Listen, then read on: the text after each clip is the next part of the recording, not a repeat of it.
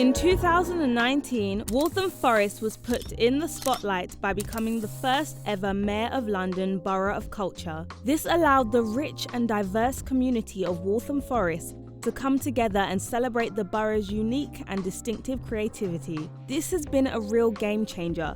But where did all of this diversity and culture come from? Recently I see more and more every day. Everyone wants to come here and see what we're doing. It comes from the people that live here, as well as those who arrived and settled, making E17 their home. The role of women from ethnic minority groups in the development of E17 have been largely ignored and overlooked. We sought to redress the absence of immigrant women's voices by documenting their personal experiences in terms of the obstacles they faced and the struggles they overcame to make this borough their home. We dug deep into their personal timelines to find out about their journeys. It was easy for some. Everyone was really so helpful that really I didn't have to cope with difficulties. I didn't feel like people were against me or anything. Not so easy for others. I think I never feel that depressed in my life. Some had no choice but to leave their families. My family they told me, you have to leave, no matter what, you have to leave here because they will kill you. Some were curious and keen to try life in the UK. I just came to just visit UK and maybe improve my English. And others made the choice out of love. I'm gonna move with you. I love you. I'm gonna be with you. But immigration isn't the only thing that has affected Waltham Forest. There's been a lot of changes to the borough. Lots of new buildings, developments, shops have closed, new ones opened up. Some blame gentrification, others call it a natural expansion of the borough. It takes a lot to call a place a home. So what does it really take to make E17 my home? My name is Joy Ventor. My name is Juliana Shala. I am from Albania. My name is Laura. I have to say in Spanish, sorry. My name is Laura Isabel Martinez da Silva. So my name's Jo Redmond, and I'm a member of the wonderful community of Walthamstow. I was born in the Spice Island of Grenada in St George's, the capital. I first arrived in the UK in 1969, and I remember it being cold and grey and horrible. I was born in a place called Mitrovica. I grew up there. I left when I was 20 and I came to England. I was born in Bath in West Britain, and Bath was very depressed in 1959. It was not doing very well as a city, not like nowadays. My parents were actors and they couldn't find enough work and money, so my father went to Ghana. Well, the funny story is, he met a bloke in a pub and this bloke said, "Do you want a job?" My father said, "All right then." And so we went to Ghana when I was 3 months old. So that was where I grew up, in the middle of the jungle. I arrived in the UK on the 13th of November 2012, 7 years ago. I first arrived in the UK 2nd of January 1976. In those days, Britain was very short of doctors, and so they had sent out these things giving us a 1 month's job and a GMC number, which now you can't get just like that. I just came to just visit UK and maybe improve my English. And look at that, 16 years already, you know. I got married, so it was like without a choice. Basically, thought it would be an adventure. And good for the education. I was very young. मेरी arrange marriage शादी हुई थी और शादी के बाद फिर मैंने अपने मियाँ के साथ यहाँ आना था और जब मुझे पता चला कि मैं लंदन जा रही हूँ क्योंकि मुझे ख्वाब आती थी कि वहाँ लाल एप्पल लाल सेब होते हैं तो फिर मेरी ख्वाब सही हो गई तो मैं लंदन बड़ी खुशी से लंदन के लिए तैयार हो गई. I was born in Slovakia. I basically spent there almost like 23 years while I was studying there. And then one day when I was 23rd, I just decided to come to visit my sister. I moved to the UK to learn English. That was my main goal, just for 6 months at first. But 7 years later, I'm still here. The reason were because in Italy, It was a bit difficult recently to find a job, to work, and my husband said, let's try to go in England because he has Italian passport and we can move here. I first arrived to London in the 2017. I ended my master's degree in photography in Spain, and then my boyfriend was living here already. And he told me, would you like to move with me? This is going to be, you know, more far than a relationship, a split relationship at distance. And I was like, yeah, okay, I'm gonna move with you. I love you, I'm gonna be with you. I only finished the master, I didn't find a job there, and I thought this is a potential area from art and artists and films, and I thought maybe I could find an opportunity here. So I thought, let's give it a try.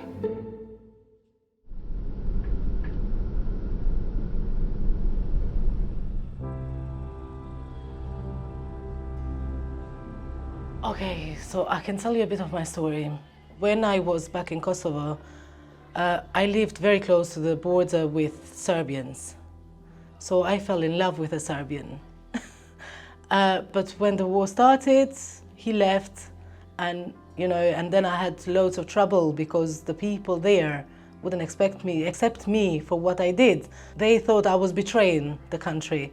So I had to leave. So my family they told me, you have to leave, no matter what, you have to leave here because they will kill you. So I remember going from my place to Macedonia, and from Macedonia we got in a lorry and then we arrived here. So I never knew what was going on or anything, so this is how I arrived here. Well, we didn't know.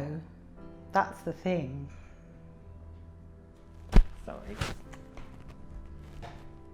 So basically there was a military coup and all the, the white British people we were thrown out.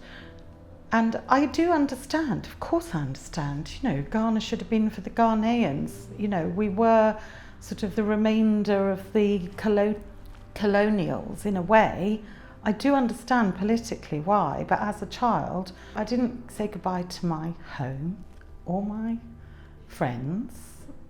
And worst of all, I never saw our cook, who was also called Joe.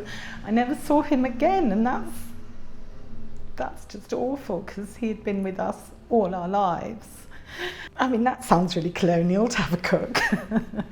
But, he was part of our lives. Joseph was he was a massive part of our lives and we adored him.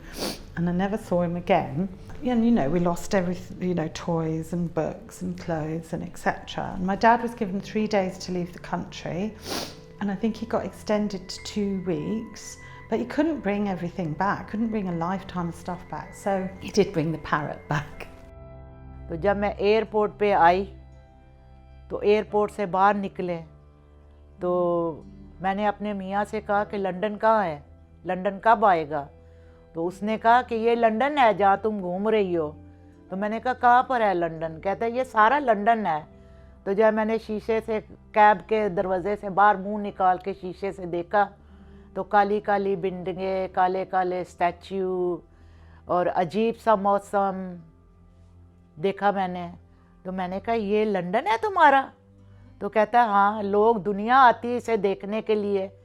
तो मैंने कहा कि लानत पड़े तेरे London के ऊपर, मेरा पाकिस्तान बहुत अच्छा है। मेरे पाकिस्तान में कलरफुल मकान है, रंग बिरंगी घर हैं, रंग बिरंगी दुकानें हैं, तो चीज़ें बिकती हैं बाज़ार में। तो ये लंदन तो मुझे पसंद नहीं आया। I'd never flown in an airplane before. The only thing I traveled was we have lots of train journeys in India, long distance. I was very comfortable in trains, but I'd never ever got on a plane or seen an airport or anything like that. My first impression when I moved to London was like, this is a big city. I was feeling overwhelmed because first I didn't know how to speak English properly. I studied for like 5 years English in the university in my country. And then I moved here and I barely know how to speak. I was struggling. I know that I remember one day that I was talking with a friend of my boyfriend and I just get this horrible headache, and I couldn't speak. I just stopped and tell my boyfriend, can you translate for me what I'm trying to say, because I cannot talk anymore. And I didn't want to go out. I started repressing myself. I started getting depressed, and I started being in bed. I think I never feel that depressed in my life.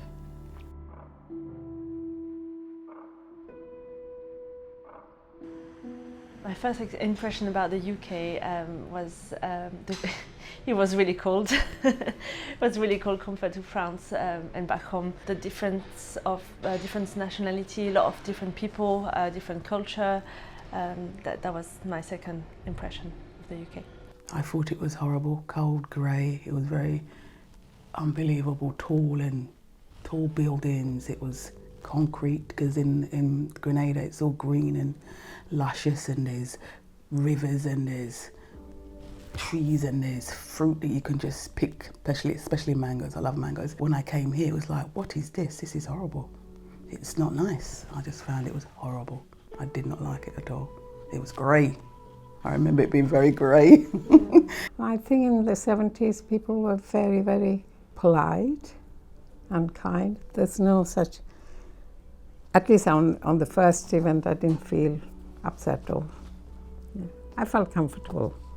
And it started snowing on that day, 2nd of January. So I'd never seen snow. It was like magic, yeah. Actually, I came by bus. I was scared, and from the other hand, I was very happy, because actually I saw lovely, beautiful place. Actually, because I arrived at Victoria Coast Station, so because my city is not like capital city, no, Warsaw, Krakow, so everything was like too big. So many people, different people. I mean, different color of skin, different appearance. Everything was like. That was my first impression, but I did like it, and it's still like that. From my childhood, I always dreamed to see one in my life, UK, London. It was my dream. And always I remember when I was a student, every time when we had any free writing, write something, my dream is to go in London. And when it comes this one to come true, that I came here, the first impression was it's amazing to come here, to realize my dreams and to see what's gonna be in this country, the life here. I was very homesick. That made me feel I wanted to go back, basically. I just keep saying I'm unhappy, because I in fact got married so young, mostly on my account.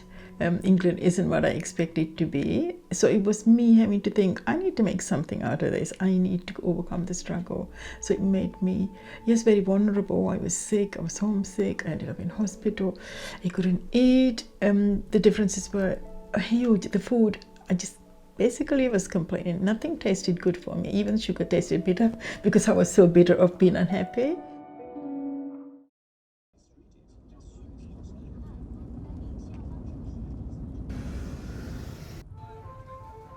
The difficulty I was facing at the time was just missing my family and not knowing where to start. I didn't know anyone here. I don't have anyone from my family, not at all. I was sort of living in the past. I was yearning after Ghana, and sometimes I'd be comparing things in my mind, and maybe I would say the things. You know, it was just hard adjusting, because people didn't really want to hear about my life in Ghana, and yet it was something I was missing desperately. I was homesick. I would be dreaming about it and really missing it so much. It became a sort of sad thing, when in fact it was my happy childhood there.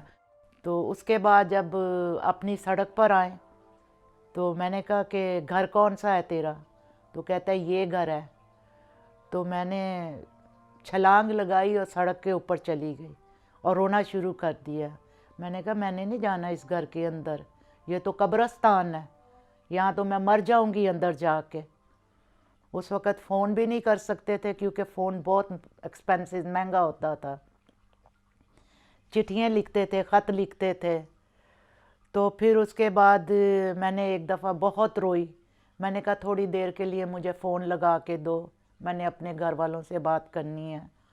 तो मैंने phone उनको करके कहा कि मैं आपसे यहाँ से बात इतनी नहीं कर सकती, लेकिन आप मुझे वापस फ़ोन करो, नहीं तो मैं अपने आप को कत्ल कर लूँगी. My parents came before me, and then when they could, they sent for me. One of the difficulties in my life when I came to the UK was obviously the relationship with my parents. And when it got really good, especially with my mum, when I was 14, I said to my mum, why don't you hug us? And she said to me, why don't we start now? And that was because my mum isn't tactile.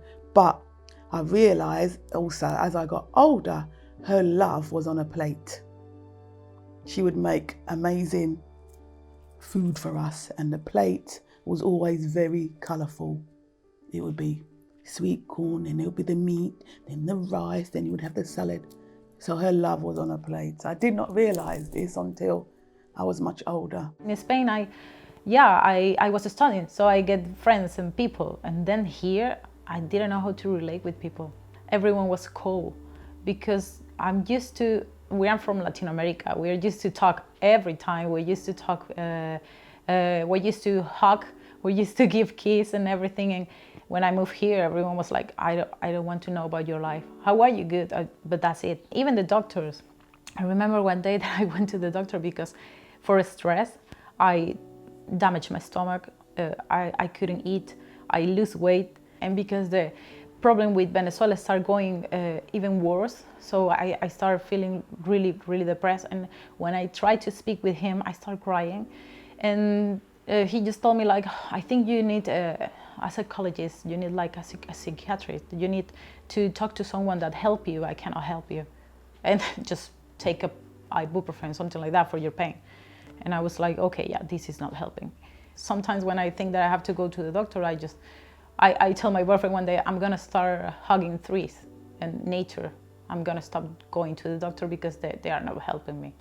There were many times where I thought it would be easier if I go back home and carry on my life there, back home in France. It's been hard because I've been working basically full-time, studying early morning before I go to work. Then I've been working 8 hours, come home, study again. The things that I miss about home are many things, but mostly are my family. The parents, sisters, brothers, and all my neighbors, relatives. I'm sure, family. Close friends who I left suddenly, and many of them just told me, where are you? Why are you not coming back? Apart from my family, I don't miss nothing, to be honest. I don't have the best memories there. The best memories I've got here. This is my home now. I miss most the people, the family, the extended family, the visits, the food, the sunshine, the seaside, the palm trees, fresh coconut water, and doing things differently, slow, no stress. मैंने miss किया है कि जब मैं यहाँ पर आई हूँ तो मैं अपने बहन भाई, अपने माँ बाप, अपना ख़ानदान, अपने रिश्तेदार. I missed, I think, people. Mostly the food, obviously I got used to various other foods, but I think the life is different here, isn't it? We do sit around and eat and talk a lot in India. You might have a meal for 2-3 hours. I think what helped me cope more than anything was my two sisters, the fact that we three were very close. And I think the fact that we'd had such weird life, you know, we'd had such an unusual life that nobody else could share in a way. Who else has this strange life? So we could talk to each other about that, and we would listen to each other. I knew I had to be strong. You know, in myself, I always thought you have to be strong and you have to fight for your life. There was no way back. Even though I missed my family, I knew that it was no way me going back. I just kept telling myself every morning when I woke up and say, today you're going to be stronger than you was yesterday, and you're going to face your life and you're going to make it better. And that's what I did. One day I just called my friend, she lives in Australia right now, and she told me, like, Laura, you have to go out and look for voluntary places to work.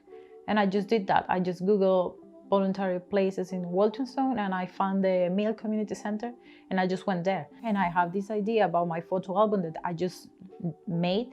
When I started talking more about my project, I stopped like crying, and I stopped like facing it. Like, look, I'm here, I'm new, I didn't know how to do that.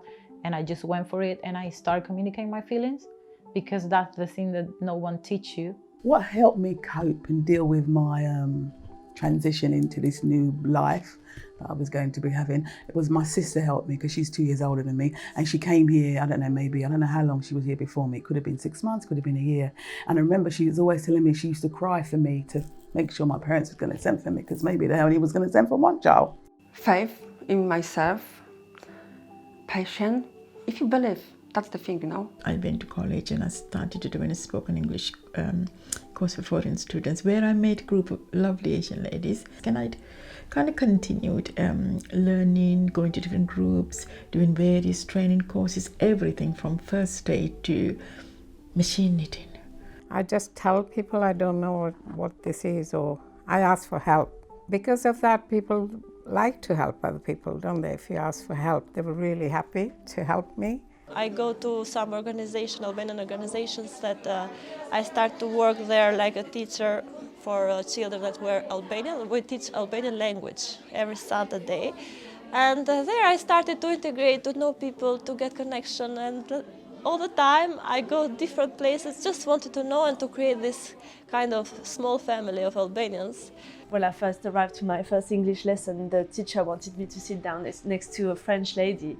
And I said to the teacher, no, I don't want to sit next to her. I want to sit with someone who doesn't speak French, so I sat next to a person who spoke Polish at the time. So we had to communicate in English. And it was great, Otherwise, maybe my English wouldn't have been the same today. I started learning English, so I was more confident going out, meeting new people.